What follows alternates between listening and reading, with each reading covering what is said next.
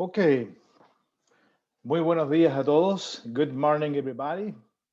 And welcome to the workshop of experience and challenges in mining technological innovation, who is a joint effort between Norcat from Canada and the Centro Nacional de Pilotaje in Chile. Thank you for connecting to this online event. And the idea basically in this space is sharing experiences and lesson learned on testing, piloting, and validation of mining technologies.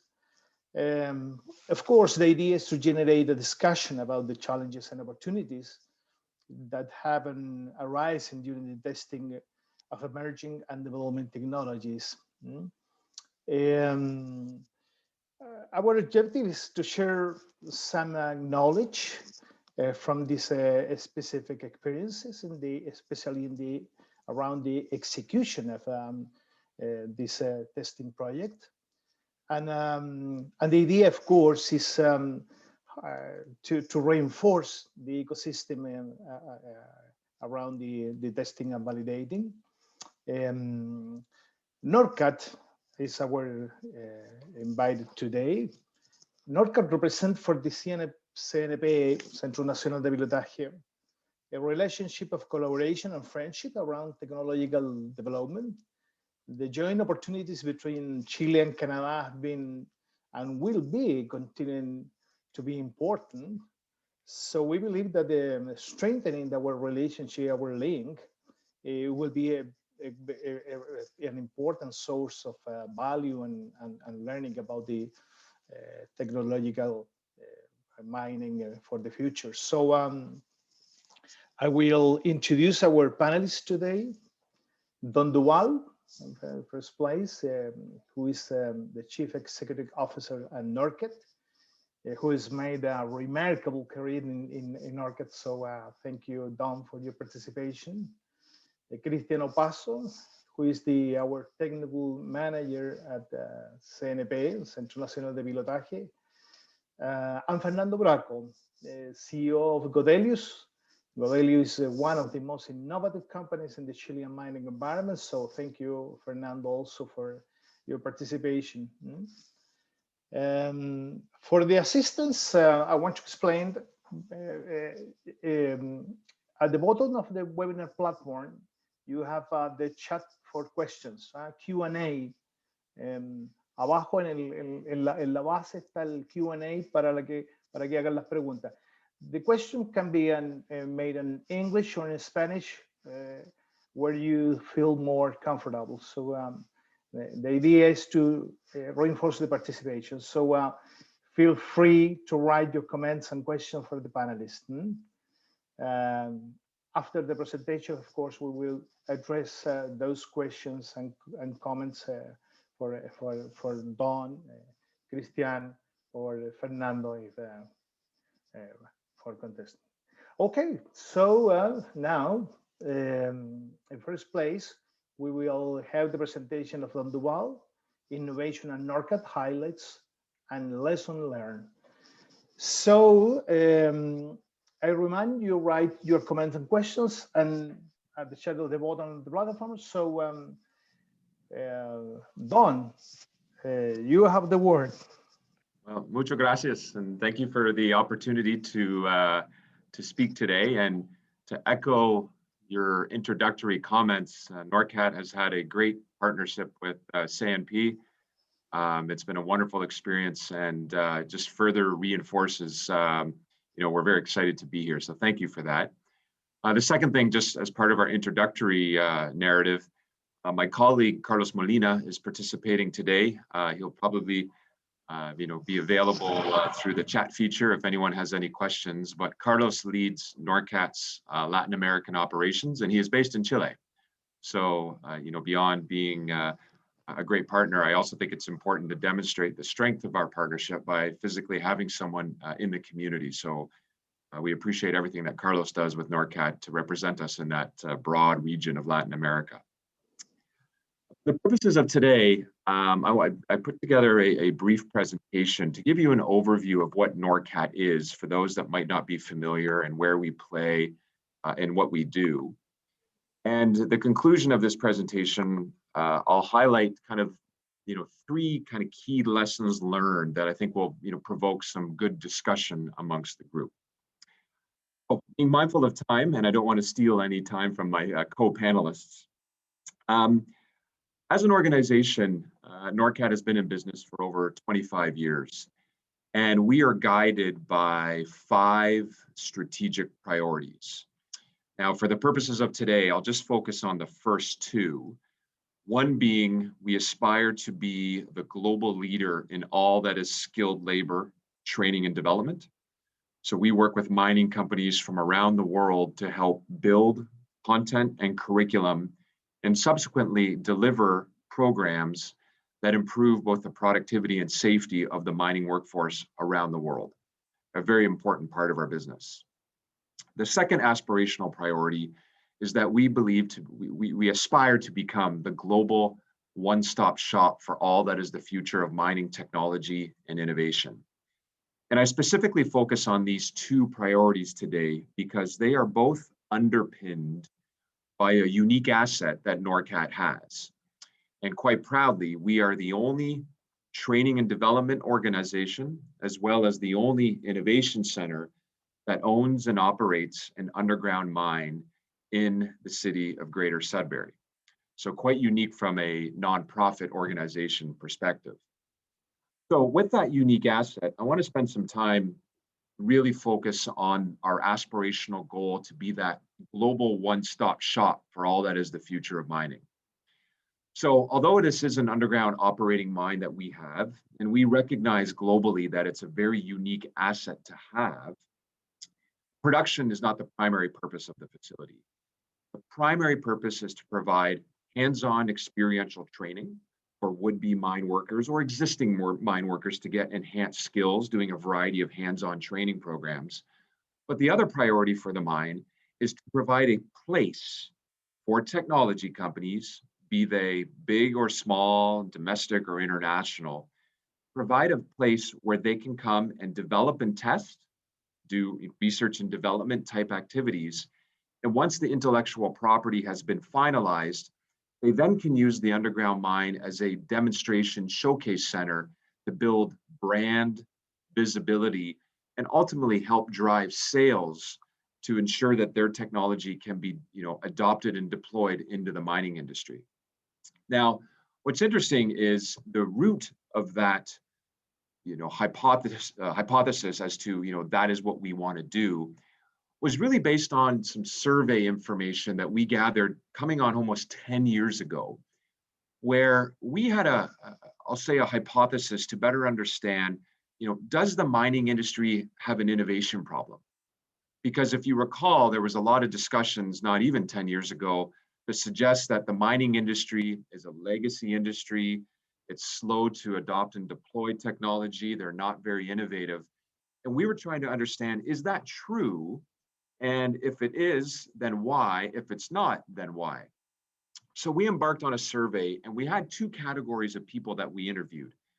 First, the buyers of innovation, which we call the mining companies.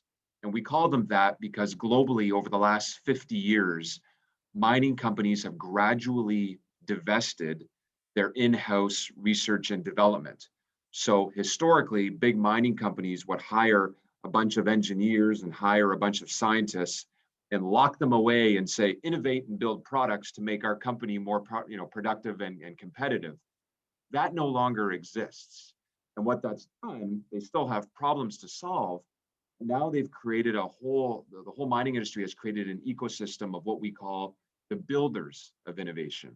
And these are the technology companies. So we embarked on a survey asking these 2 groups, does the mining industry have an innovation problem? And what was really interesting that came back was we determined that the mining industry does not have an innovation problem. It has a technology adoption problem.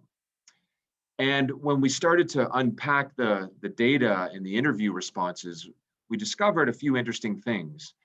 That the mining industry, well, often regarded as maybe a little bit risky in the nature of, you spend a lot of money, you drill some holes, and you hope to find a qualified ore body. The mining industry is extremely risk adverse when it comes to the operational deployment of new technology. So many of the times before a mining company wants to buy or adopt or deploy a new technology, they want to see it. They want to know where it's been in operational production already. They want to see it, touch it, feel it. They want validation that it will work before they put it into their operating mine for reasons of safety. They want surety of the company will be there to support it once it's been deployed. They just want to know that it works, not in a gymnasium, not in a laboratory. They want to know that it works in an operating mine environment. And what was interesting is when we asked those same questions to the technology companies, they said the same thing. A mining company will approach them and say, your technology looks interesting, but where do you have it installed? And many of these small mining technology companies, rather, they can't just call up a large mining company and say, give me a chance to install my technology. Let me show you how it works. It's going to be the greatest thing, because that disrupts production. So that was the niche. Based on that data, we then took our operating mine and say, well, let's create a place where we can better connect the relationships between the builders of innovation and the buyers of innovation to expedite visibility, awareness, confidence to ultimately drive and expedite procurement decisions of these emerging technologies. So that is generally what the Norcat Underground Center does. It provides a place, or sometimes we call it an active laboratory, to connect the buyers and the builders in an operating mine environment. Not a laboratory, not a gymnasium, a real life mine. This is a quick schematic of our mine. I won't spend much time on this. We have 9 operating headings. Proudly, we just finished completion and the construction of a new building adjacent to our mine site, which you can see in the bottom left-hand side. It is a fully equipped facility, really to provide a place for tech companies and mining companies to get business done after they complete the work in the underground center. And you can see at the bottom of the screen a variety of the services and amenities that we provide. This is another proud moment. As I said, we just cut the ribbon on our new building about 6 months ago. You can tell by the snow in the background, it was our winter. I think this was taken, excuse me, in January. But the building really resonates innovation, industrial, and Northern Ontario. We wanted to have this place-based innovation center that when you bring together mining companies and technology companies, they know that they're at a mine site, but they also feel as though they're at an innovation center where the intent is to try to get business done, explore and develop new technologies, potentially cut purchase orders, adopt and deploy. So this is what we're calling our Norcat Clubhouse, to create that environment of enabling, collaboration, innovation, and learning. So many people often ask, so what kind of projects do you actually do at your underground operating mine? And you'll see at the top there, we are fortunate that we believe that we often get to see emerging technologies before anyone else in the world that is looking to sell them into the mining industry. So we've had clients, again, big or small, domestic, international, that will come to our underground mine to test other remote autonomous systems. We're doing new blasting materials. Actually, today, we have a client doing a new detonation system for underground blasting. We have LTE infrastructure. So Nokia is one of our biggest customers that uses the underground mine. We have a drone. Exxon Technologies from Philadelphia has a huge drone testing program at our facility, and a whole array of others. But it gives you a sense of the diversity of the different technology projects that come to us. Now, from a materiality, if you think that we aspire to be that global one-stop shop for all that is the future of mining, materiality and activity matter. And the 2 points that I'll focus on in that left-hand side of your screen, we on average host about 50 projects from technology companies, from 40 technology companies per year. And what's equally as important in that equation, the next bullet point, we host on average about 50 global mining companies that come to our Norcat Underground Center per year, either with predefined innovation priorities very specific to their business, or they might send a delegation to just get smart on the emerging trends to maybe provoke discussions within their company to really reflect, are they thinking about the next big thing in terms of technology to improve safety or productivity or whatever it might be? So a very broad diversity of projects. And then we have materiality in a lot of buyers that come, the mining companies, and a lot of builders. If we aspire to be the global one-stop shop, we need that type of continuous activity. And we often invite many of our mining delegations to come back every 6 months. Why? Because in the spirit of an active laboratory, many of the technology companies that come to us go bankrupt. Many of the products fail. But what I try to highlight there is that it's always a different environment. There's no status quo.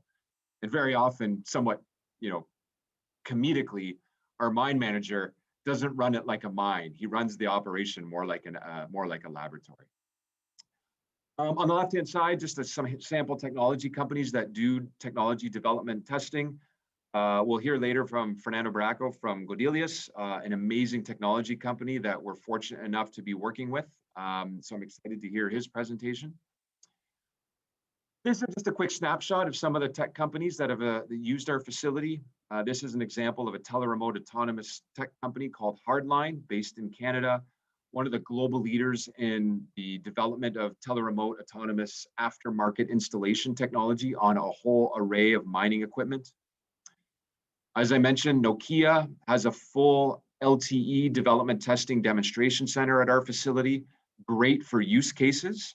So many of our clients will come to us with telemetry or IoT or some sort of sensor-based technology, and they want to compare how does it work on a Cisco Wi-Fi system versus a Nokia LTE. Does it work well? Does it work? How is the resiliency? Bort Longyear, you'd be familiar with them. They're one of the world's leading exploration service and technology development companies. This is an example of one of their surface drill rigs that they're developing new drilling technology for exploration. Another communication company called Redline. This is a Canadian small cap company demonstrating their 5G underground communication infrastructure at our facility. This was just a short test. They did not do a permanent installation because they were still in the development phase. But that just gives you a sense of some of the examples. And these are actual pictures of our operating mine. So this is what it physically looks like if you were to be on site. This is just a snapshot of the work that we do globally. I think, per the opening remarks, our strongest relationship, quite proudly outside of Canada, is within Chile. So I just wanted to take a moment to acknowledge that. And we're looking to continue to grow that market through, again, my colleague, Carlos Molina, who's on the call. So the three things that that's the conclusion of my presentation. There's really three things that I'll just kind of share with the group and then maybe turn it over to the rest of my panelists and the moderator.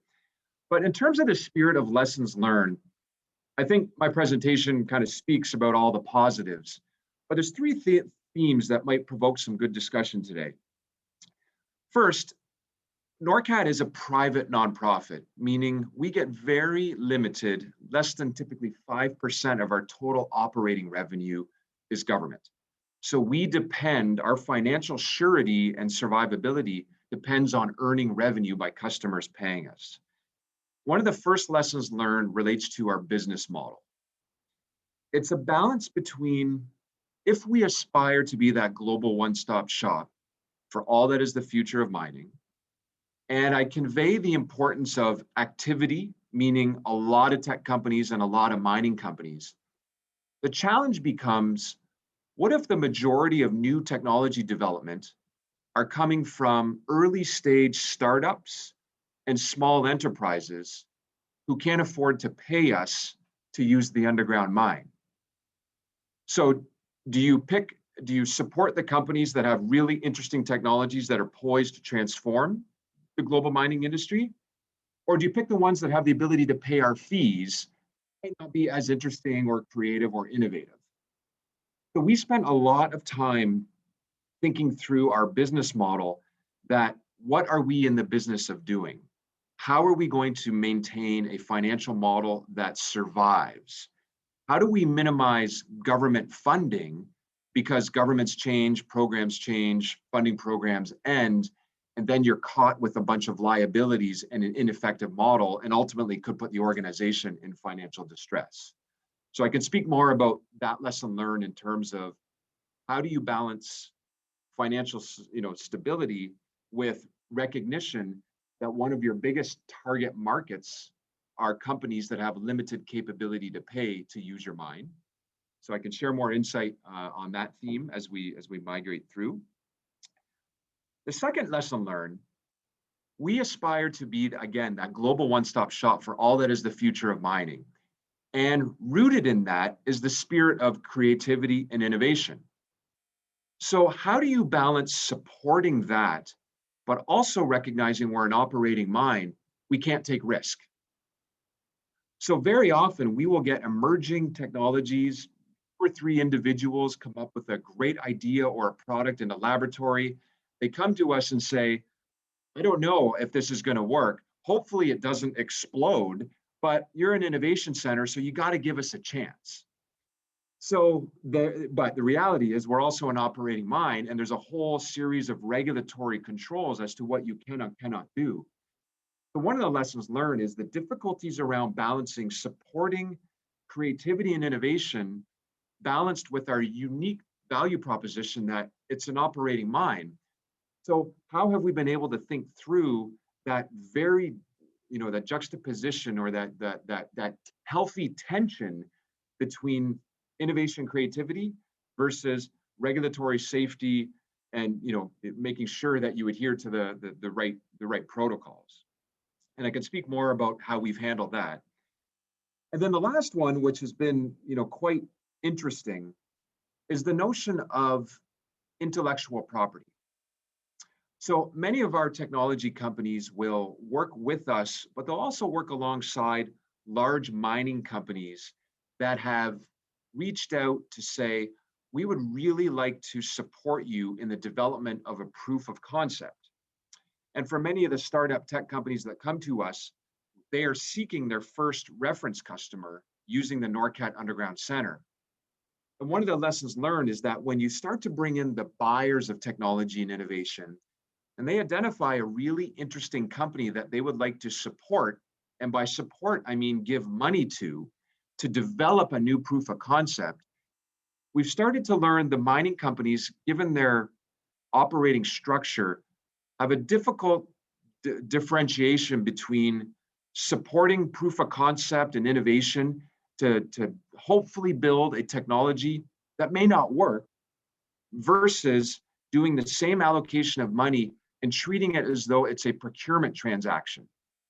And inherent in procurement transactions are contracts with recourse that if the tech company doesn't build a successful product or proof of concept, that they could be liable for damages. So the global mining industry has, as I mentioned at the beginning, has gradually outsourced their in-house R&D and product development function globally, giving rise to this vibrant technology ecosystem to build solutions and products to serve them.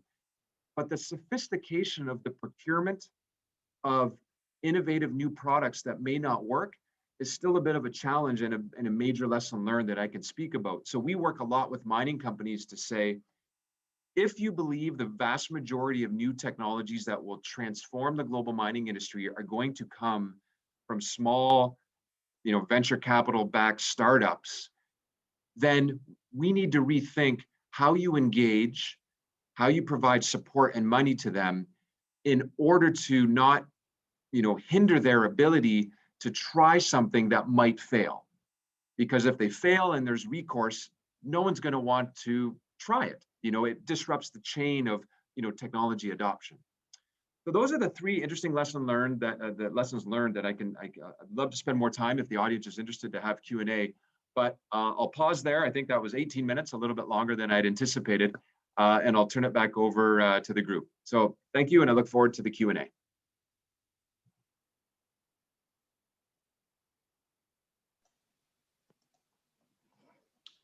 Okay, thank you very much, Don. Very interesting lesson learned.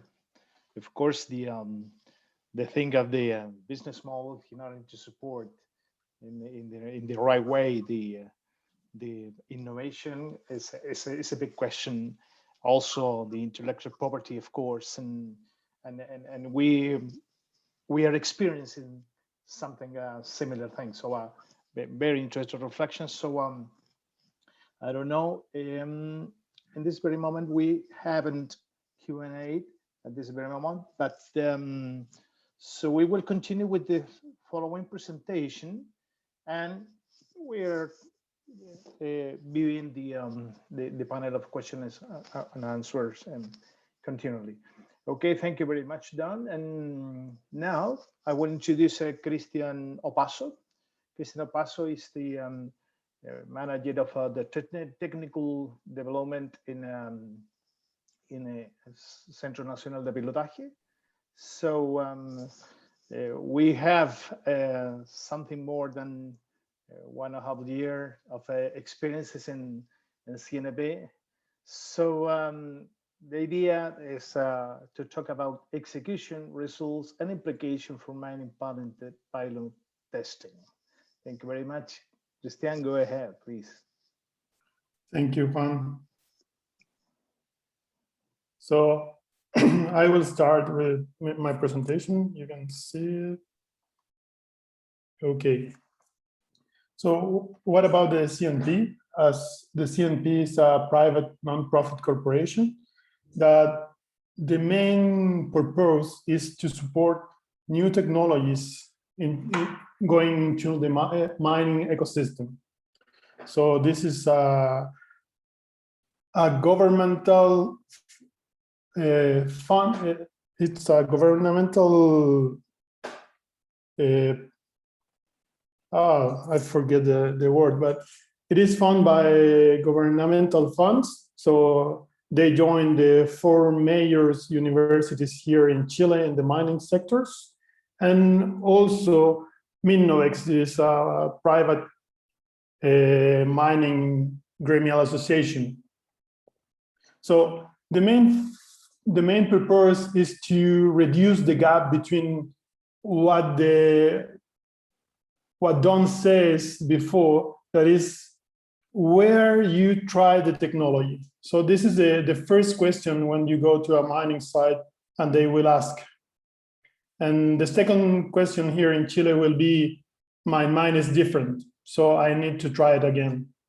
So the thing is that Corfo found this, that not all the technologies that we're developing in mining come into the market in a short time.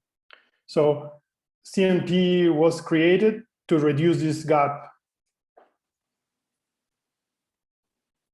And we see this in 3 major collaboration partnerships. So we have the industry partnerships, that is CSIRO, Norcat, National and International Experience, Expande, Setaqua, and APTA. And also we see a second pillar in this collaboration that are strategic, with Corfo, Cerna Geomin, Anglo-American, Codelco, and also the Mining Ministry in Chile. And the third one will be the project partners. So those are the mine sites and also laboratories that help us to test the technologies. So this is what we have learned. So as Juan mentioned, we have 1.5 years doing some tests and pilots. So in laboratories, we have tried technologies in hydrogen hydroxide, also construction, sensors, small mining technologies. So as you see bottom, we try some technology for small miners and also technologies for hydrometallurgic.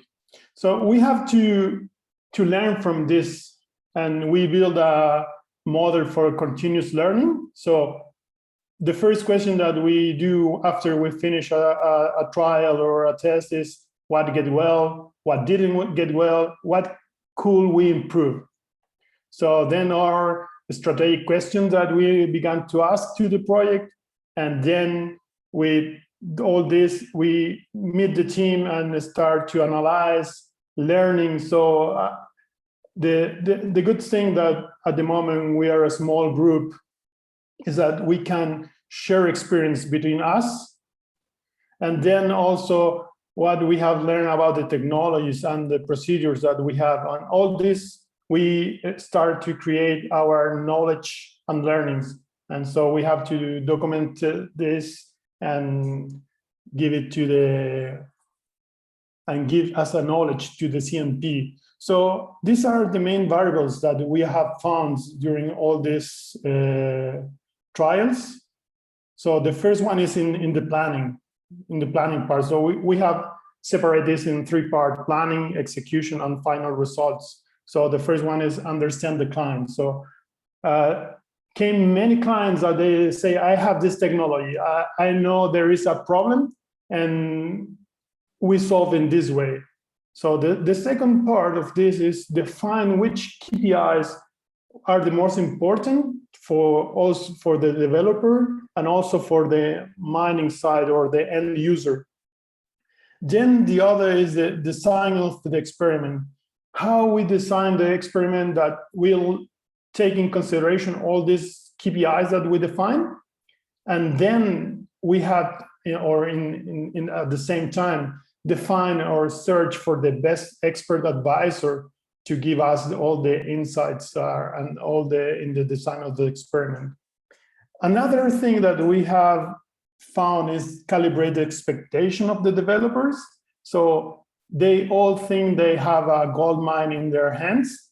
So we have to calibrate this expectation. So also saying that probably we are not going to, the things are going to run as smooth as they think they're going to be.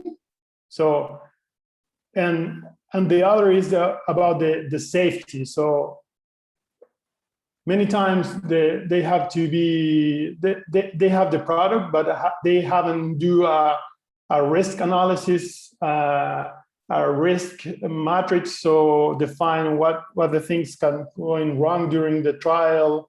So other things are the manuals that they have to develop in order to go into the mine site.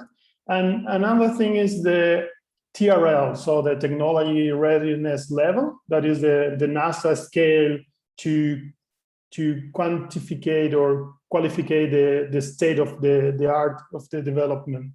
So sometimes they say we are in a TRL 7, however, it is around 6 or 5. It depends. The second is in execution. It is installation is the main problem. So not Murphy is always present during the installation. What can go wrong is going to be wrong. So we have to be very flexible to solve those problems. We have an installation. The ground was very dry. When we went to install, we have 30 centimeters of water. So when we went there with the bombs, one of the bombs fails, so it burned out. So we have to go and find another. We find another, and we couldn't connect to the electrical system. So we have to be very flexible with those things, the times. And another thing is that redefine the experiment. Sometimes the client want to redefine the experiment when you are doing. So that's a very complicated thing. So, or you redefine at the beginning, but at the moment of the execution, you have to go what you have, and redefine the experiment sometimes has cost that you have to incur in order to change it. The other thing is that protocols and procedures to the installation, also to capture the data and for the experiment. And the third and the last one is flexibility. So we have to be very flexible and also very fast to solve all this problem. And finally is the final results. And this part is very important because we need to have the traceability of the data, hard data, and also the reliability of the experiment. So they trust in us, and we have to respond to this trust that they have in us.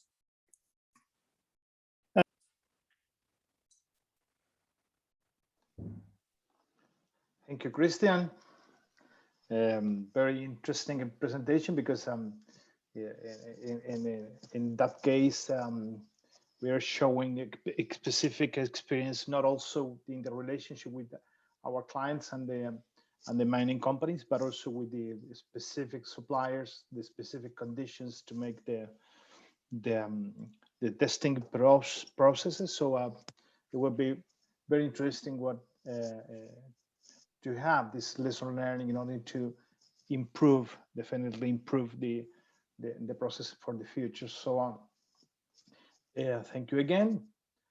And now, well, we have a couple of questions for Don, but I suggest to have the next presentation and then to start with the question, the Q&A. So I invite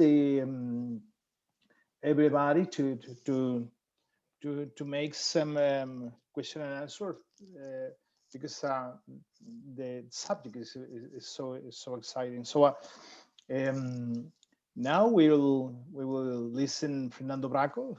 Fernando is a very innovative CEO in an important group in Chile. So also Fernando has a long relationship with business and between Chile and Canada. So it would be very interesting to hear about experience and vision, comparing the experience of innovate in both countries. So it would be interesting to talk about it. So thank you, Fernando. Please go ahead. Thank you. Good morning. Let me share my screen first of all. Oops.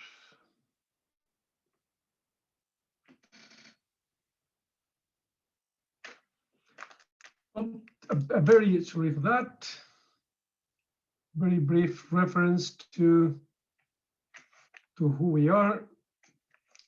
And I go directly to the definition of, or the reason of existing of Godelius. The pitch or the elevator pitch we tend to make when we try to explain briefly about Godelius, we say that we make whatever it takes to make feasible teleoperation. Teleoperation / autonomy. Of course, the assumption there is that there is a tendency, not just in mining, it is clearly a tendency beyond this vertical. Mining has very compelling reasons for remote operation. And this sort of hill here depicts some of the needs for making that possible. There is clearly an issue regarding dexterity. Dexterity of what? Well, typically the so-called fourth industrial revolution is bringing to the table capacities, possibilities that weren't even conceivable 10, 15 years ago. So to make feasible teleoperation, we need that dexterity. The notion that multiple equipment, multiple brands, multiple scenarios will have to live together implies that an entire chapter of interoperability must be worked out. And that is an entire layer of the issue of making feasible teleoperations. So we are involved there. There is a layer regarding the networks. That is an obvious thing, but what it is not so obvious that in the mining world, the networks have very specific ingredients that must be resolved as such. The notion of operating at a distance requires very low latencies. The promise of very low latencies is a long-standing promise. 5G, of course, is one example of the technologies that promise delivering low latency and high bandwidth. The problem, of course, is that 5G is at its infancy. It will be deployed in the next, I would say, 5 years. It will take long to reach the mining sites. The low altitude satellite systems that are emerging are other alternatives. But it is an issue in itself that just at the tip of this model, Codelius tends to refer its offering more as a service offering than as an ad hoc project or one-time projects. Still, of course, this depends very much on how the mining industry operates. We humbly believe that this will become a global tendency in the near future. So that's what Codelius does. This is what we are. This is la raison d'être of Codelius. And we started 9 years ago, early in our development process. A very large group, for the audience from Chile, of course, very well known, Sigdo Coppers invested in us. So we are partners. We are part of Sigdo Coppers group.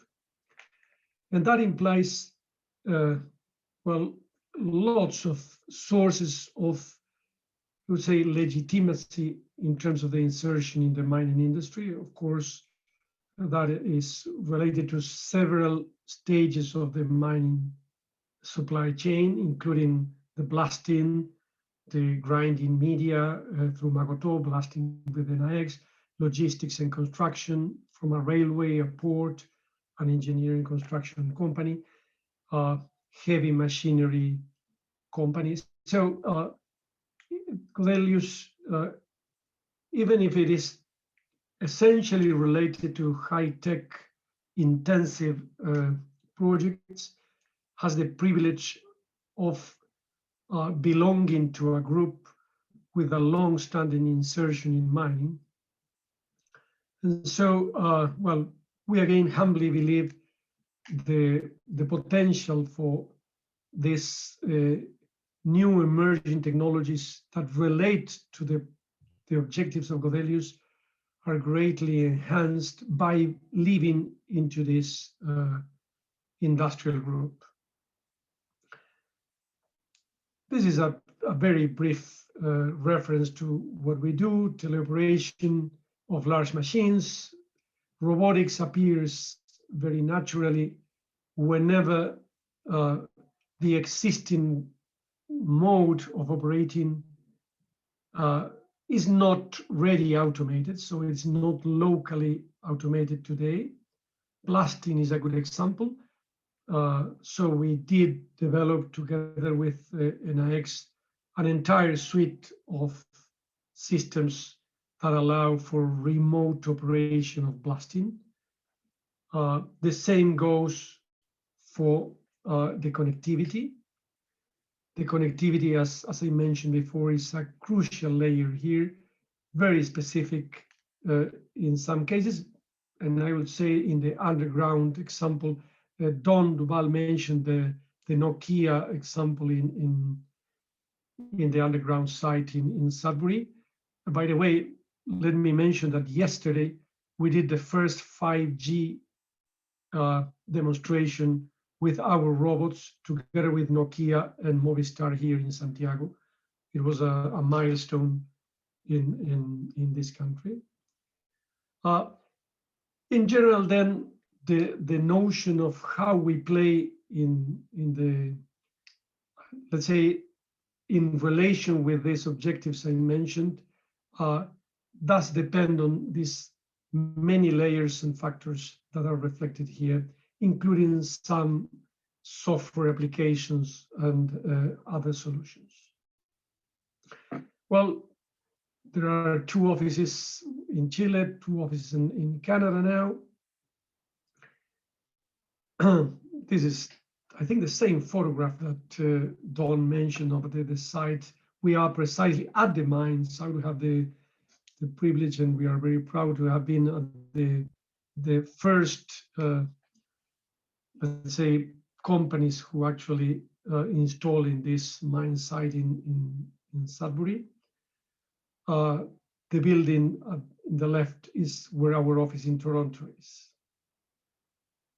Well, there are reference to Norcat. I will go very quickly. Don explained that perfectly well. A very brief comments on the size and relevance of the Canadian market, not just in terms of the density in mining, also in several other things, including, well, natural resources in general and construction, very significant for many reasons. Probably when I was invited to be a panelist here, I think the most interesting thing I might share with the audience relates to more than the nature of Godelius itself, the nature of the testing we are indeed planning to make together with Norcat, and of course with the CNP here in Chile, by the way. I would say that it's probably even more interesting to tell in 5 minutes the story of why and how we ended up in Canada. We started in Chile. Chile, of course, has an enormous intensity in terms of the mining relevance. Well, first of all, Canada is one of the, I would say, the few developed countries where mining is a real thing. Mining is relevant in terms of historical reasons, in terms of prevalence, even today. It is extremely, I would say, sound, not just in terms of the operations, but also in terms of the ecosystem. The Sudbury ecosystem is one example. In British Columbia, there are others. The oil and gas industry in Alberta mainly is another very relevant sector. You know that the oil and gas industry in Canada is a close relative to mining because of the nature of the exploitation of oil there. So there are many obvious reasons to look at Canada as a market in itself. When Juan mentioned the background of Godelius and my own background, Canada has been always relevant. I would say in the last 20 years, even before Godelius was started. Canada has been an extremely sophisticated country in terms of technologies, I would say in general, especially technologies regarding to the third industrial revolution. Telecommunications is a clear case. Everyone the early 2000s would mention Nortel or BlackBerry or Newbridge as three world giants there. The ecosystems related to these companies are very well and alive, distributed in different sectors. The universities, the startup system, the venture capitalists have a density that makes well very significantly attractive Canada for as a country in itself. And from Godelius' perspective, this connection between the academic, this ecosystem of technology companies, there are, just to mention, three spectacular examples of that. There is a group with which we are related from the very existence of Godelius, that's called Wesley Clover. Is something like the hair of Newbridge Networks Corporation, a huge company that well was very significant in the early 2000s, the end of the 90s. That is based near Ottawa. there is a second very large and relevant equivalent to the Silicon Valley, sometimes is said, between Toronto and Waterloo. That is 150 kilometers. The corridor sometimes is called. And we have connections with many of the companies there. The so-called Godelius X, for example, is one of the robots we use for mining. Well, was designed there, essentially designed for traveling to the moon. And that is from a Canadian company in that sector of Waterloo. There is another ecosystem in the British Columbia area near Vancouver, also relevant. Several universities there are also playing a fundamental role. So Canada is a natural place to go if you are thinking of a mature mining market, together with, well, the obvious conditions of I would say, a stable, well-developed country in most senses, including very clear rules for playing the game. Interesting enough, Canada is also the headquarters of many of the world mining companies. So some of the most important global companies, of course, many of which are also present in Chile and in Peru, are headquartered in Canada. So the list of reasons why Canada would be a natural place to look at, as I mentioned, including the fact that the mining market in itself is significant, is huge, and I would say almost common sense. I would also add that from the perspective of Godelius, Canada is not just a mining market in itself, but also a natural place to think of to establish global footprint or global presence. So we are thinking of Canada as one of the sites from where Godelius becomes a global player. If you go on in this reasoning, we reach very naturally the idea that Canada was in our minds from the very beginning of Godelius. We explored where in Canada, and it wasn't very difficult to find that the area, Ontario as a province, appeared as a natural candidate. One practical thing, not to be dismissed as irrelevant, is the same time zone, by the way.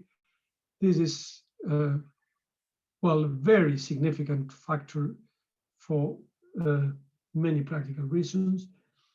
Toronto, as you know, is linked to Santiago with non-stop flights. Sudbury is very easy to reach from Toronto.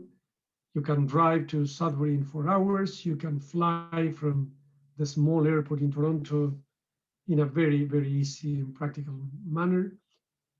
And well, I would also add here factors that include the ecosystem, include companies that partner with us, include the Norcats, include the hospitality, the I would say extremely helpful in terms of the insertion, in terms of I would say in making the interface to the ecosystem, including customers. Without mentioning the specific customer, we haven't signed yet the contract, so I would say we are not allowed to mention it yet, but we are working on a project that's, well, we believe is almost there. And I think the relationship with the customer, where, by the way, Norcat plays a fundamental role in this relationship, is extremely helpful to illustrate not just how helpful the Norcat is being, but in even a more abstract term, it sheds lights on the dilemmas that both Don and Christian put on the table to create some sort of interface between the startups or let's say the innovation builders on the one hand and the mining operators on the other, without entering into the details again, but I think all three dilemmas that Don mentioned are very clearly involved here: intellectual property issues, things related to how the very complex animals that mining operators are create obstacles, create difficulties to handle, I would say, projects that by its own nature cannot be constrained to, I would say, traditionally structured type of projects. And so to navigate those waters is, all the audience is aware of that. All the audience knows this is one of the fundamental challenges for the type of companies we are. I think that, well, the real life, the exact nature of the everyday process is, I think, very illuminating in terms of the things we have to learn and have to, well, let's say, to cultivate to be able to improve this. This is in very broad terms, the nature of the relationship with, I would say, strategic relationship with Norcat, strategic entrance into Canadian and global markets. I should also mention, just as a side comment, that for a company like Godelius, where we are always in the border between basic sciences and applied engineering, relationship with the universities are very important for us. And we are by now creating solid bonds with several very important universities. Queen's University, for example, one of the relevant universities in Canada. There is that is in Kingston, in Ontario. We are already working on an initiative together with two mines, by the way. One is Glencore, the other is Vale. Essentially, it's an initiative for optimizing metallurgical processing. And there is another crucial player, is a smaller academic entity called the Cambrian College in Sudbury, who is also playing a role in some of the hands-on needs we have in Sudbury, especially in the middle of the epidemic, where of course there are many limitations to make practical things. So this is the overview. I hope in the question and answers we'll have the opportunity to discuss some of these things. Juan, the floor is yours. Thank you, Fernando. Very interesting. Of course, there is a question for you. So I will talk with you about a couple of things, but I will invite Don. Please, Don. We have a couple of questions for you, and of course, a couple of questions for Christian also. So thank you very much, Don, Fernando, and Christian. The idea is to talk about a couple of matters that appear during the presentation. And the first question is for Don. How do you handle a very interesting opportunity of adding value to a mining operation proposed by a technology company that not have resources to pay Norcat? Do you help them to develop relationship with risk capital companies? How do you do? You have to unmute. You are mute, Don.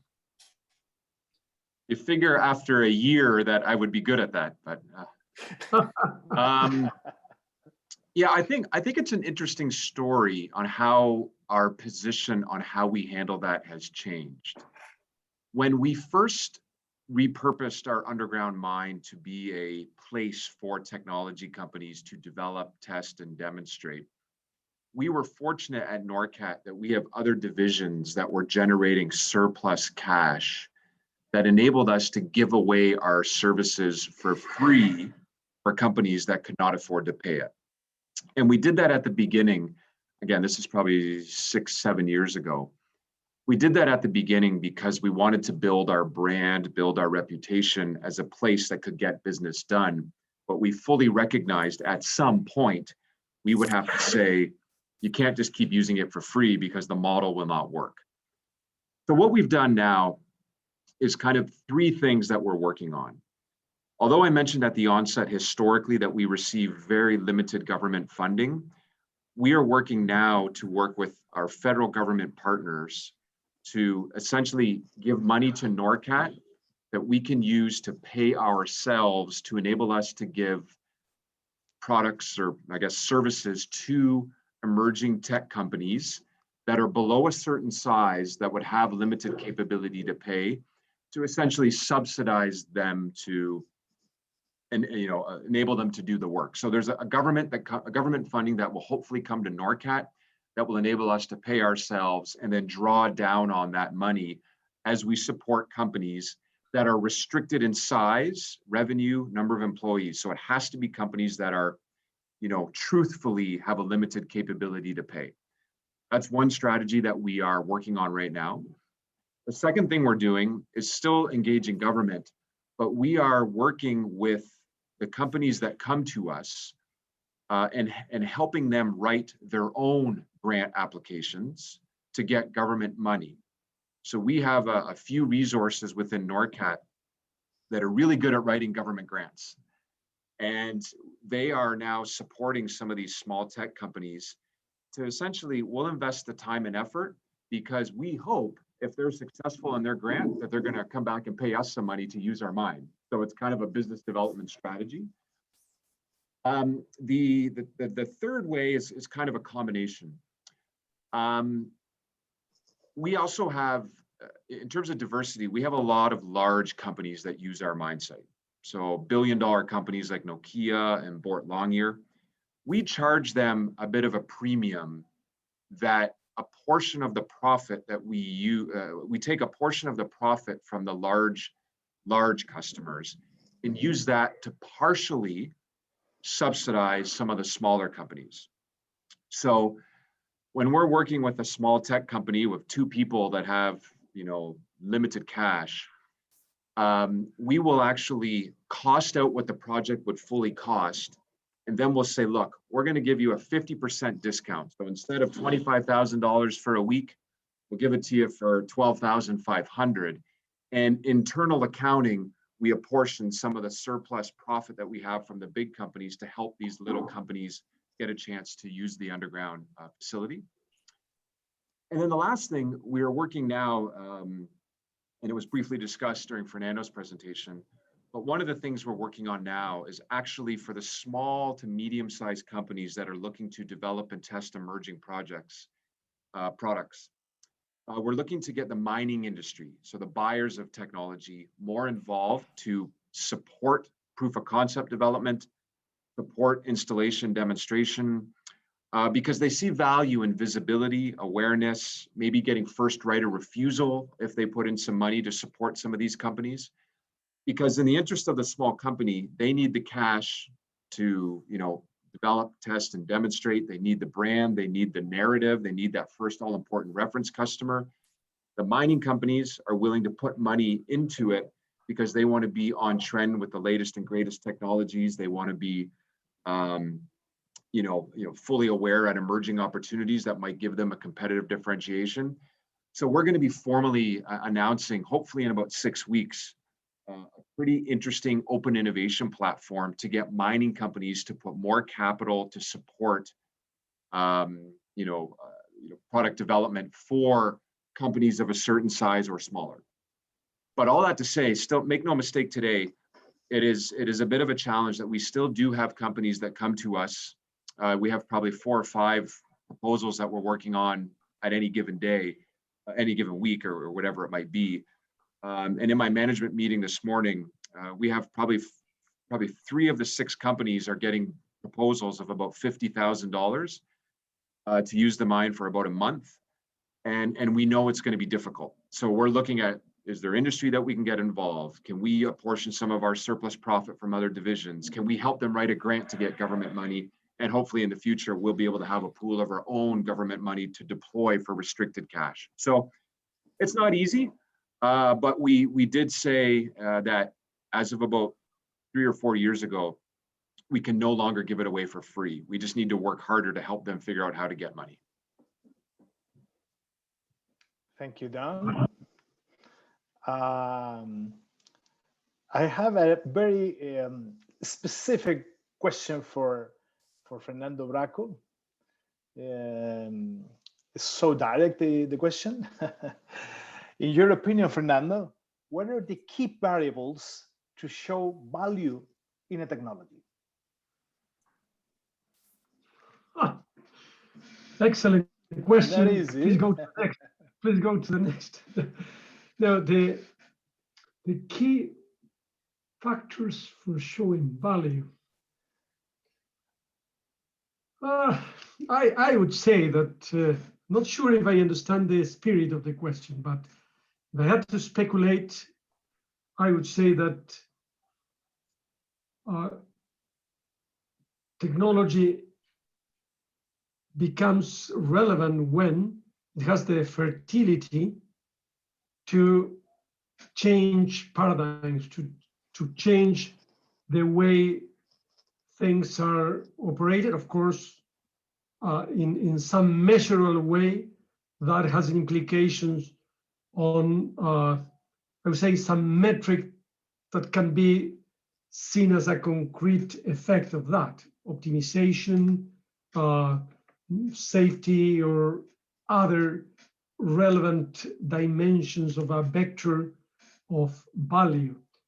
In that sense, well, I would say historically, there are very clear examples of technologies who have created such a disruption. And so that is how I see the greatest relevance of technology innovation.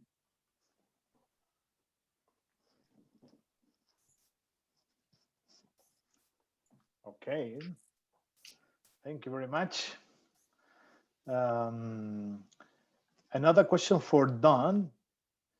Don, you talk about the, well, also Christian talk about the whether the level of risk acceptance of in the mining industry. So the question is, how did you manage the resistance to change in the facing of introduction new technology in the industry in Canada?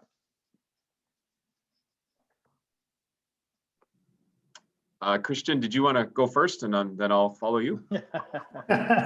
I'm happy to go. It's up to you. No, it is the mining industry, so it's very, the safety is first. So yeah, having this assessment is very important to them to have the technology, not having any problem with the production. So it's very important what you say, that you seem as an innovation center more than a productive mining. So because when you are a productive mining, each day they ask you, on the next morning, they ask you how much copper, how much mineral you put on the table, because this is what is going to be at the end of the day. However, when you change that to be an innovative, you can change the risk. And when you change that, you can deploy or commission the technology in your mine site in the best way. And in that you can assess the risks that you have and test the technology. And when you have tested in a mining site, it will be easier for minings to change the resistance to try it. So because you already try in a mine and you know what are the risks, what were the problems that you confront when you have to implement. I think that's how you can change this resistance to the industry. Yeah, and I think that's a great answer. And I'll add to that. It's interesting, as I mentioned in my opening remarks, that it's a healthy tension between serving as an innovation center, but also we are an underground operating mine. And when, in the spirit of supporting creativity and innovation, we always revert to the position that first, we are an underground operating mine with regulatory, liability, insurance, requirements. Second, we are an innovation center. And there's an expectation on behalf of the mining companies that visit our site that anything installed, no matter how often we promote and celebrate that it's this vibrant tech ecosystem with lots of creativity and new technologies, we are liable to ensure that everything in there has gone through a procedural review to ensure that it is safe. It is incumbent upon us, not the tech company. And to give you many examples, we've had a lot of companies from the United States, different parts of Canada, because the Canadian mining industry is managed in provincial jurisdictions, so there's different rules within each province. But and technologies coming from other industries that come to us in the spirit of innovation, citing, we want to use the underground center to be our first reference customer because we think we can sell this into the global mining industry. And we have a very thorough, I'll say, risk review to validate it adheres to all the regulatory requirements. And I would say 1 out of every 15 projects we have to turn down. And it often escalates into an argument with the client saying, I thought you were an innovation center to support new and crazy ideas. And we have to balance that by saying we're a mine first. And I'm sorry, a great example, we had a company come in with a polymer composite screening technology. The mesh that you put for ground control, or the mesh on the underground mine. It was a polymer as opposed to metal. And when it's a organic compound, if it burns, then you can release harmful chemicals. And in this instance, there was a cyanide gas potential or a chlorine gas. I can't remember, something that if it caught fire and or burned due to some sort of equipment fire and it rose up to the top, you could kill people. So it's not that, you hope that the technology company would know that, but they don't. So the risk that we take, and it's valued by the mining company, we ensure that everything that comes into our facility adheres to the regulatory requirements first. If it can't, then I'm sorry, we're not going to support that in the spirit of innovation and creativity. We're not taking that risk. But we give them feedback, and that helps them. And I'll tell you, the buy side of the equation, the mining company side, values that immensely. So it's a unique balance. Sometimes we have to lose business, but I would rather lose a little bit of business than put anyone at risk. Fantastic. Very interesting point. Additionally, Christiane has a question, but Christiane write in the chat of the platform that is something of the answer. So, but basically, it's about the CNP was created for shortening the gaps for trying in industrial conditions.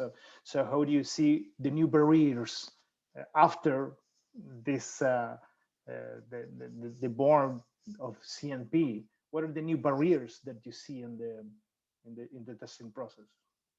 So as I mentioned in the question, so the gap, it doesn't reduce by itself, but we create the CNP. So this is going to be a process. We are in the first year of this process, and in the first couple of years. Probably this is going to take us 5 years to have fully trust between the developers and also the mining sites on the big mining companies. So as Don mentioned, so one of the advantage that we have is that we use our capability to go into a mine site and do the trial. So the company or the mining company doesn't have to use their people to run the test. So that is a big pressure that they have. So mining sites, bottom line, they want to produce, and they don't have people or to run these trials. So I was in the mining side, and I know that in the operation side, that you don't have time to go to the trial and be one day entire running the trial there. So one gap that we are covering there is that we have people that has the capabilities, has the experience to run those tests in the mining site. So they came from the mining industry. They have been doing trials for a while now. So we have all this experience. So this is the first. The gap is it doesn't going to disappear because the CNP is there. So we have to gain the trust from the developers and also for the mining sites. And the second barrier is that the developers, they don't have in their budget list the trial or the test. They use all the resources to develop the technology. So when they finish to develop, they want to try, and they don't realize that this test has a cost. They just assume that the mining side is going to pay for all the costs, or will be free. And in some cases, they say, "Oh, you are the CNP. You have to develop this technology, so you should give us the money to test." So and it's the same position as Don. We are trying to close the gap, and however, this is a service that we give to them.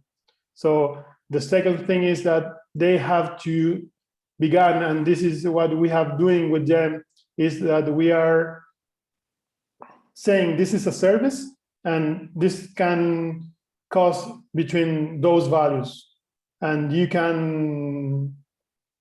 can help you to get governmental funds if you want to try, and you try with us. And I think the third one is the permits, and also the permits that sometimes they are very long to get and to try technologies. So sometimes you want to try a technology that will be 3 months in the test. However, you need 6 to 10 months to get the permits to try the technology. Thank you. So this third point is so extremely important. So in the CNP, we are working with the mining minister in order to short this time, having the right technology and the right protocols, because it's testing versus operating is completely different. So we are working on that, but it is important. Finally, because we are on time almost, it's a question for Don, and maybe for Fernando. How do you see the innovation post-pandemia? Because the pandemia has been had a big impact, at least in Chile and South America. What happened in Canada, and how do you see the future post-pandemia. Don and Fernando. Yeah, it's interesting. You know, I can share experiences from the Canadian context, and then I will try to extrapolate to the global mining industry. But it's interesting, during the onset of the pandemic, we anticipated in Canada, at least, that we would have no activity, at least for the near term, of technology companies seeking to develop, test, and or demonstrate products at our underground mine. And I would say about 6-7 months ago, so maybe November-ish, we had the strongest pipeline we've had in 7 years. And we were a bit confused because we assumed that no one was doing anything. But what we discovered, and this is kind of interesting, because of all the government supports to not only sustain, but to stimulate economic recovery, we had a huge number of, small startups to small to medium companies that benefited from government support, again, not just to sustain, but also to stimulate business, that reached out to us saying, we want to build and develop as soon as we can, because now we have some government grant money to help us, do that, to help us part of the broader economic recovery. And what that in itself is interesting, but what we've seen is kind of a rethink in terms of the pathway for tech companies to get into the mining business, to get their product procured, adopted, and deployed in the mining industry. And I think there's an appreciation for how to make that process quicker, how to make, implementation easier, and then at a very tactical level, we have seen a significant growth in interest from mining companies asking questions around tele-remote autonomous systems to enable workers to work from home. And I don't know, Fernando knows this space better than I do, but I think a really interesting change now, especially with the younger generation of workers, mining companies that invest and deploy in tele-remote autonomous systems are going to have a competitive advantage, not just from safety and productivity, but I think they're going to start winning the battle for talent, because many of these young workers crave an opportunity to potentially make less money, but how great is it to operate a piece of equipment from the comfort of your own home or office? I don't know, but that's one tactical thing that I've seen a lot of interest. Fernando, you know this space better than I do. Do you agree? I couldn't agree more. I think that we do believe that one of the impacts of the pandemic, and talking to the post-pandemic, is precisely this cultural shift, and with the risk of being self-referent, we do believe that the notion of remote operation has been validated in a more than a technical thing. This very meeting is just a minor example of that. And so it might have been accelerated, a process that would normally have taken, I don't know, a decade. It will take less. So in an optimistic way, I would say that the pandemic will leave some accelerated scenario for many future technologies that now should be around the corner. Fantastic, fantastic. Okay, the time is up. So thank you very much for all the assistance. And of course, thank you very much, Don, for your presentation and your reflection. Interesting. Fernando, thank you very much. And of course, Christian, very interesting, all the discussion that we had today. So have a good day, and thank you again. Thank you. Thank you. Morning. Ciao. See you. Bye.